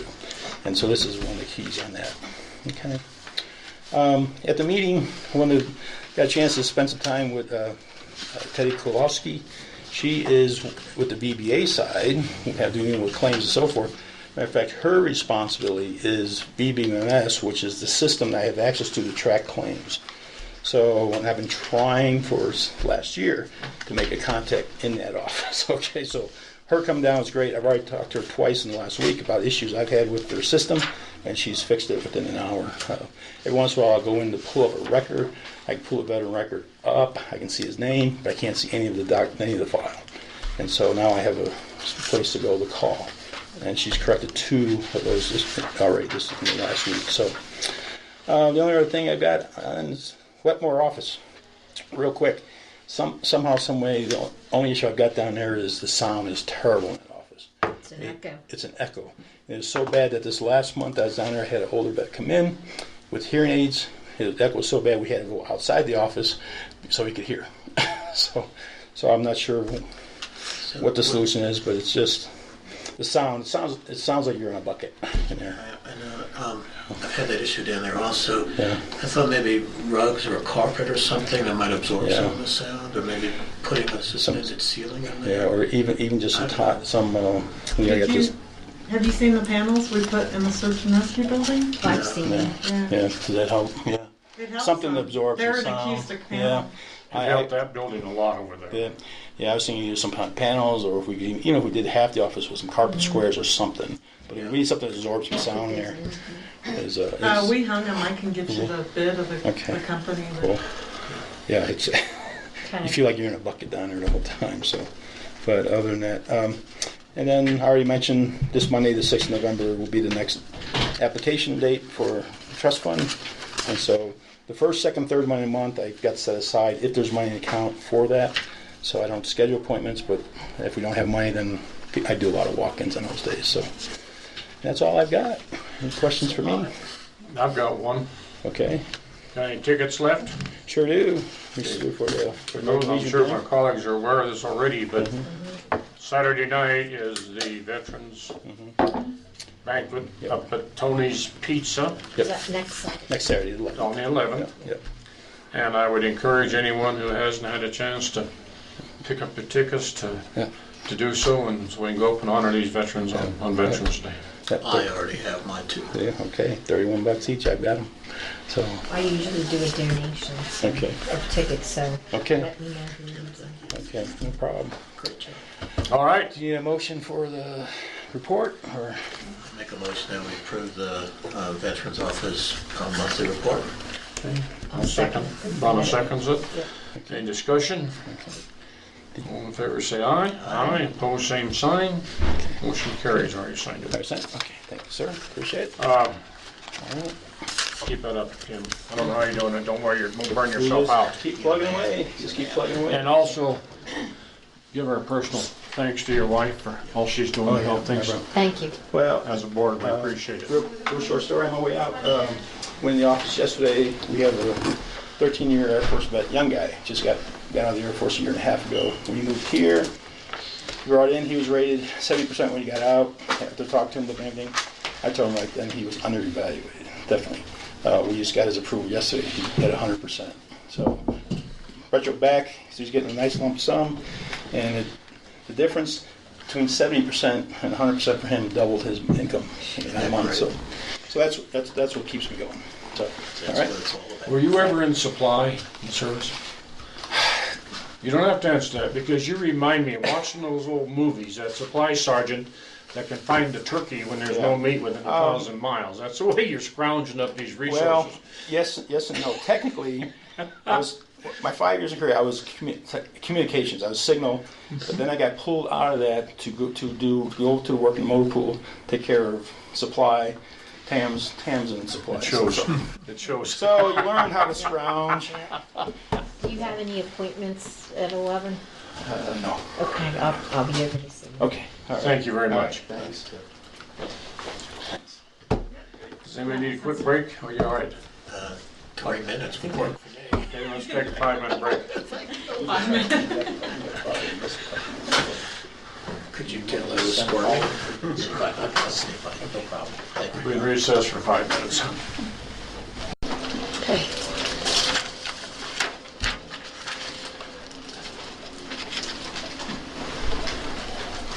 She said you're good. She said you're good to go. She just took her. Did she turn it on? Yeah, you're good. We are now live. We will reconvene. The next item on the business, you're not getting up, That's all right. is the Emergency Operations Center, Office of Emergency Management. And we have a written report from Cindy, and we'll just turn it over to Cindy. Okay, written report. Before I forget, I emailed Clint that I was good to go on a question that had come up on the Greenwood grant about a deceased property owner. And it was the Crawford parcel it was priority number 2, but it turns out that the foundation and the septic are not going to be demoed down there. So that It slipped down the list. it's one or more trees. So yeah, officially it's number 2 on the list, but it's going to slide down. So I was confused. That was originally on the list as having some other stuff that needed to be done, and so that's all squared away. I have got the draft resolution for the E911 authority. Buck took a look at that. He's the only one I've had feedback for. He asked me to have it signed at tomorrow's meeting. If it's approved, it's going to have to go before the school board and the 2 town boards and this board. So this is just an extra copy that didn't print out real great if anybody wants a copy to prove. And then I've got the draft resolution for, it's to update the 1990 Custer Emergency Services Resolution and call the board the Custer Emergency Services / Local Emergency Preparedness Council, and then add some other members. I had sent that over. That's what this is. Yep, that's housekeeping that we'd love to have signed, and it does talk, one of the sections in the Emergency Operations Plan is the DERA, which is the Designated Emergency Response Authority, and it does talk about the statute that requires us to have an LEPC. And since we're small, we basically have one council that's emergency services and LEPC and does our mitigation planning and everything else. So, but by incorporating that name change in there, it just further documents that we do address hazardous materials like we need to according to state statute. You had a chance to look at either of these, Clint? Yeah, I did. Looked okay to me. I seem to have one, but not the other. You're more than welcome. This one you're not not till doing tomorrow. anything. This Well, is just this No is wonder I don't have it today. this is on the E911 agenda, but this is an extra copy if you'd like to review it for tomorrow. We got it there. Yeah. Okay. All right. So the first one we have then will be this resolution 1720. Board of the County Commissioners, Custer County, reaffirming the Custer County Emergency Management Service Advisory Council as the advisory council established to coordinate service, resolve problems, and to strive to achieve quality emergency service in Custer County. In the interest of time, I'm not going to read all the details unless so desired. In looking at this, well, first of all, I'll make a motion that we accept this, and we can discuss it when we get to that point. Is there a second? Second the motion. Moved and seconded. Now, looking at this, if I'm not incorrect, we approved some representatives yesterday, but it looks like we still have. That's RETAC, I That's think. RETAC. Excuse me, Tech. I'm sorry. Yep. So in this one, So the old 1990 resolution called it the Custer County Sheriff's Department. We changed that to office, and it called it Custer County. Instead of EMS, it was something like Custer County Ambulance Corps. So we updated that, and then we just added the representatives that actually attend. I think the original 1991 had sheriff, EMS, county commissioners, and the 2 fire departments. I think that might have been all. we had fire, sheriff's department, health nurse, Yeah. county ambulance, representative from each municipality in the county, at least one representative from the board, one representative from the West Central Mental Health Board, and a director of emergency management. And that's the same ones that we've transferred, I think. No, we've added some, Like haven't that, we? yeah. Yeah, we've Got an added. addition of a few. I counted 15 people. Can you really have a council that gets anything done with that many people? They come to meetings almost every month. Not everybody shows every time. Though also invited is the school district. Rich Smith with State Patrol comes when he can, and he's the one that proposed the hazmat incident. That's going to be our exercise in 2019. We're going to start doing tabletops in 2018. But yeah, the commissioners are welcome. We don't get a lot of participation there, but I could send you my attendance list from last month's meeting. It's usually... You don't need to do that. I was just curious with that many people. I don't know sometimes that... it becomes kind of chaotic, I've noticed. Yeah, I don't know that we necessarily need a quorum to get anything done, but we do, most everything's done by consensus, but they're the ones that helped complete the hazard mitigation plan when the public didn't show up, and they're the ones that helped with the emergency operations plan. Wonderful. You are probably already doing this, but if you make sure that I get an email when the meetings are coming up. Okay, I'll double check that you're on the monthly list, and then if you're on the email distribution, you'll get the minutes and stuff too. Thank you. Call for the question. I'm still reading.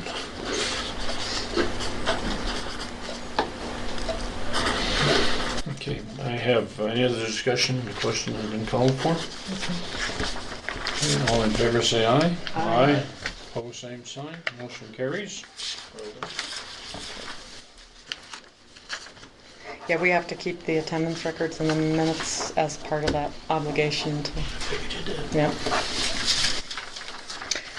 Let's see, other than that, with the biggies are, I just kind of flashed it up here, but Meredith and Chuck are over binding the emergency operations plans now. Most everybody's going to get them on a jump drive or download them, but that is done. Yay. Yeah, huge. Pass along our appreciation to Meredith, please. I will. I told her this morning. She said it looked great in print. And I said, oh, you did a lot of that work. Pat yourself on the back. The COOP plan, I sat down with Christy and went over my goals, and so the EOP and the COOP plan were 2016 EMPG goals, and the continuity plan has been outstanding since December. It's really the alternate locations I'm missing, and some people didn't give me backup contact lists. I see a change here, like under attorney. It was John Naylor and then Clint, so I need to change that. So I need to get a couple of those tables done. And, Donna, if we could find a time to plug in some stuff there. There's a section in here that talks about, there's a couple highlighted sections, and one says the BOCC, the EM, and the county attorney will provide guidance on facilities and necessary agreements if the normal continuity facilities are unusable. So I take that as if we plug in people are going here as an alternate location and that really isn't going to work for whatever reason, that we're going to have a written use agreement to go somewhere like the bank building or something, lease some office space. But if we get a snowstorm that collapses this building, the roof, then we got to pack up and go. I actually looked at El Paso County's COOP plan, and I like it more than this one, but I don't want to rewrite this whole one now. I want to finish this one. And what's at risk here is, you asked me the question last month on the Homeland Security funding for Meredith, and so I went and talked to both Bruce Holloman on whether she qualifies under the EMPG grant, and then to Larissa on the Homeland Security grant. And they're redoing some of the EMPG guidelines, and so Custer County is going to be like a tier 3 county, a smaller county. But the COOP plan is one of those essential elements, and it could jeopardize 10% of my grant funding annually. So, I'm pushing for $40,000. I think I'm eligible for 41, 43 with a budget. But, if, say, just to use a round number, if I'm getting 40 annually, then just not having this thing done, having it 99% done, is not going to be enough, and I could lose $4,000 annually. So the EMPG was one, and I'll have some new goals next year, I'm sure. Okay. Just let me know this is a core one. Okay. I could do anytime Tuesday, Wednesday, Thursday next week. I'm out on Monday, or I could do Friday this week. So. Maybe Friday this week. Okay, yeah, if we could come up with a brainstorm and then get that. I turned it into Christy, done as it is, but if we can just complete it. Do you want to do morning? This is a problem that we have, is that if something were to happen, this last year when we had the Junkins fire, we were able to use part of the firehouse as an emergency operations center. That may not always be available to us. If something were to happen with this building, where do we go? If something were to happen with the emergency management office over there, what do we do? We do have an opportunity for a small amount out at the Saddle Club because of the Junkins fire. We do have a lot of internet communications tie-ins there. Anytime. Okay. Yep. Okay, I guess we're through. That's something we got to look at as we go down the road. You've got this. We hope we never have it happen, but if we do we even go down to, as Isle County backup, we do have Fremont Emergency Operations Center that commissioners have said would be welcome to move into, but again, that's not on site. So some of this stuff gets down the weeds a long ways, but part of planning is that you have to have this stuff at least thought about so it isn't a knee-jerk reaction. Okay, what else? Okay, 9 o'clock here in this office. Does that work? Okay. Let's see. Those are the biggies. I did get that update to Senator Tipton's aide on the Junkins anniversary. Is that what you did? Yep. And he got back to me and talked. He asked more about the alert and notification funding. I reached out to another company for another quote that is who Larimer County's using, and I've been playing phone tag with him this morning. But we did a recovery meeting last Tuesday in Fremont County. That's the original one in the back. The only updates that weren't in this part was EQIP got some funding on the Billington Ranch, and then there's a weed issue. They were talking about how great everything's coming back green and how wonderful the recovery's been. Well, we've got 5 noxious weeds down there at Billington area and North Creek and the bottom end of South Hardscrabble. I did the alert and notification training last Thursday night in Wetmore with Tom Magnuson, and a couple of the state folks came down, and that went pretty well. There were some concerns that it's been over a year and we don't have any gauges or anything in. We're not getting funding, that we're not pushing on it enough.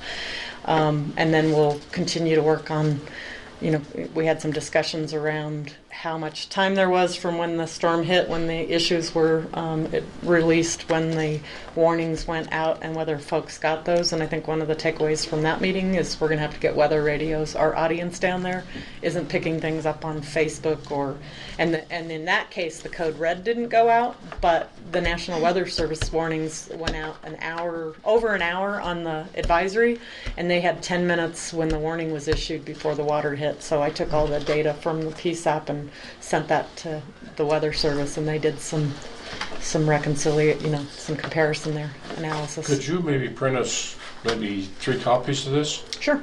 I mean, it's something I think would be nice to have a hard copy for your information. Yeah, I can print you hard copies. Basically, what we've done, Congressman Tipton was here a month or so ago. It's longer than that, I guess, a couple months now. And we toured the Junkins fire area, and he met with us for quite a while and so forth. And the long and short of it is that Senator Gardner's office has been kind of moving this down the list of their priorities. And Congressman Tipton has moved it to the top of his list, so his office is taking over as the lead. And they had requested that we have some information, and Cindy compiled this and got it sent to them.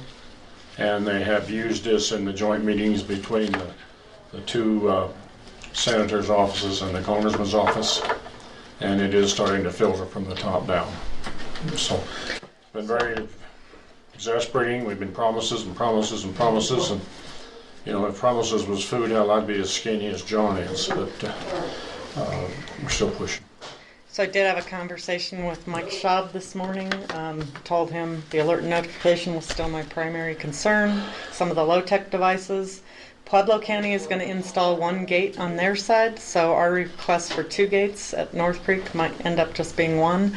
And then I told Mike I still wanted those VMS message boards left on the list.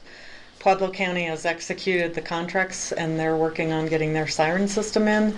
And the word down today is that DHSEM is going to pull about $500,000 out for Hayden Pass for some big projects up there. And they did get some emergency watershed protection money, but this may end up being matching funds for some of that. So right now we're still the ones who haven't got anything. Part of the weed issues that we have in the normal succession, weed are one of the early invaders to stabilize the soils, and then as we progress through succession, then they become choked out. But unless some of our highly toxic or high on the noxious weed list, the stuff that's in the Forest Service will be all Forest Service control, and the stuff on private land will be private land control. Yeah, and I know on the Mason Gulch fire, they brought in leafy spurge from the dip sites, and they contaminated some of the private and Forest Service lands. And so I'm hearing Canadian thistle, musk thistle, hound's tongue, and there's a couple others that I can't remember. But we look at what's happened over here on the Duckett fire. We also had weeds up there in the early transition stages, and it's sure changed it. So there is one new project on private land, and that's all we've got going on our side. Okay. Yeah, I think that's it. I mean, the Coco's moving forward on the Greenwood project. I got an email today that first reimbursement request is in process. I should have it by the 10th of November, so that seems to be moving good. What are they going to do with those trees? Can they just move them to a central location and people come get them for firewood, or what's your thoughts on it? What's Coco's thoughts on them? I'll have to ask them. I know one person that's already got in touch with them that's going to start pulling some of the firewood out just to get rid of it. And, but I don't know that they have they would have to have a property owner that would let them have That's a spot. what I was going to say. So, There's some liabilities and stuff there. They're talking about starting next week with pulling some of that, and then because of the way the year-end stuff goes, I'll have a November 15 reimbursement request and update, and then in December 15 I'll just have a monthly status report, and there won't be any more billing until January as they close out their books. So they've got to hustle to get some stuff moving, and they know that. So that's just the way that one I'm going is. to remind CDOT they need to finish up clearing the right of way too. Yeah, and if you could get me a contact who can help on that right away, we're documenting our in-kind, and anything CDOT or San Isabel or CenturyLink does down there can be documented as in-kind too. Okay. Although there is no in-kind requirement now with this grant, that changed. We'll go through the CDOT office in the spring. So. Yeah. Is there anything we can do as commissioners if there's another disaster and you get taken out of the county, that we can do something to affect your salary to be in line with others?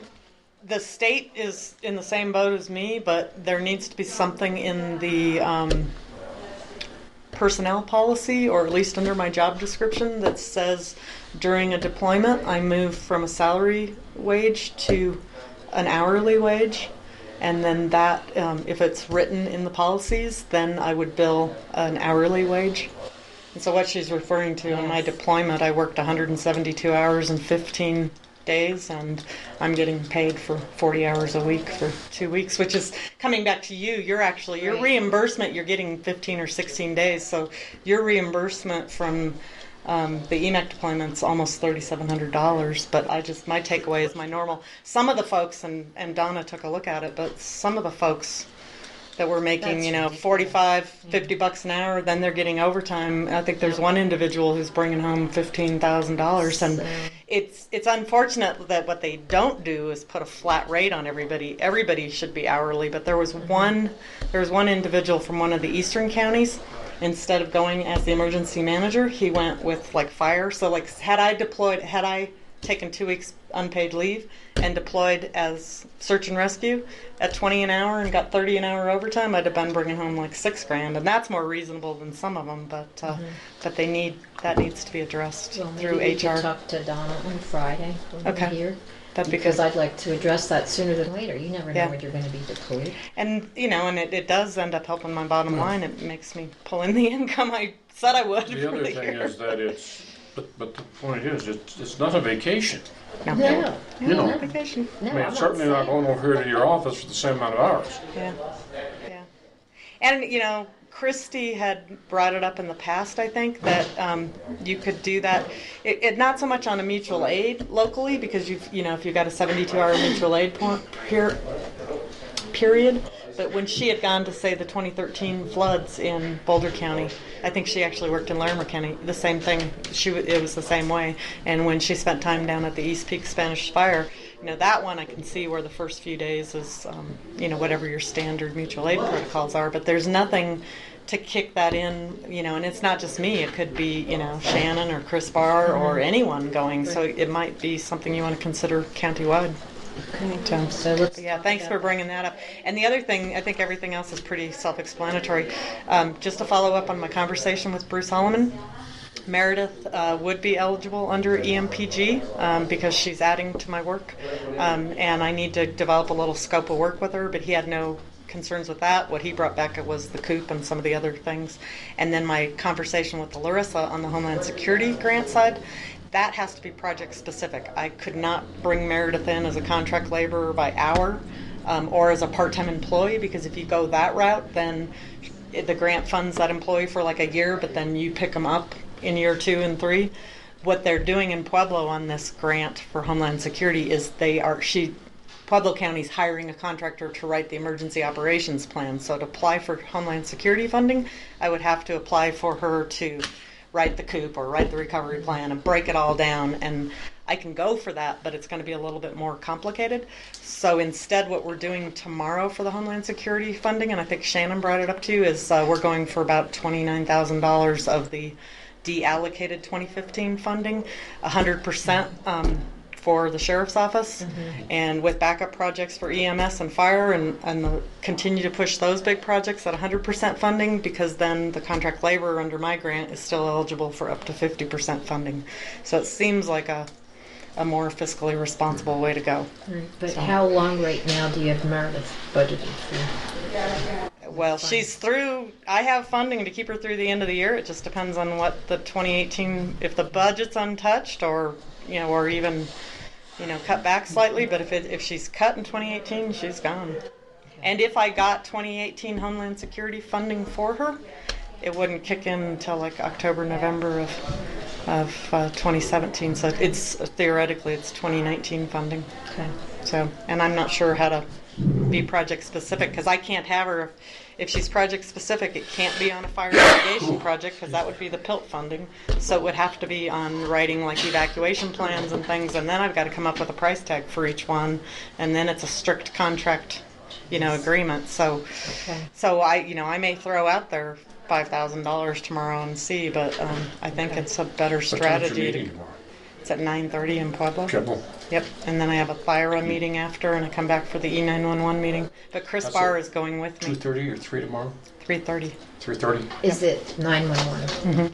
Yeah, but that's over. So that's just rescue. Yeah. Yep. So, any questions for me on everything else? I think you're on top of things. We bounce around, but I am where I am because I have a helper. I could not be getting all this done by myself. There's just Well, but we go where we were 4 years ago.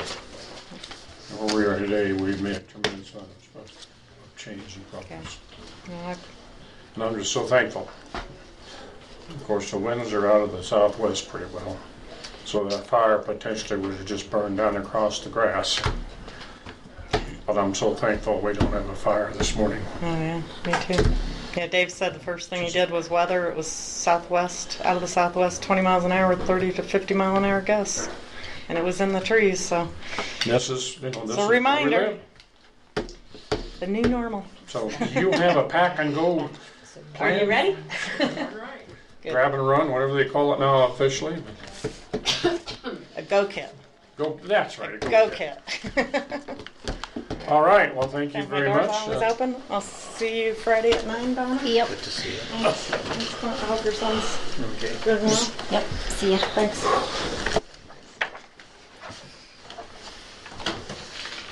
Okay. Do we have public comment period? Just a point of order, we do have the old business still, the transfer of the funds, the 175054. What, you said you were gonna take care of that? Thank you for keeping us on track. Sure. Yep. Okay, Brewster? Doing old business now? Okay. We come to find out this morning that our correction yesterday was not correct. The methodology, the amount of money is correct. And we really want to do this properly. So I would like to make a motion to amend yesterday's amendment to the prior motion that was approved to transfer the $1,750.54 from the Community Development Fund that was number 551 that has been dormant for roughly 20 years. The proper methodology to handle this is to move it into the Community Development Fund, from the Community Development Fund to the County General Fund, with a note in the record to say to be used for or to be allocated to public housing.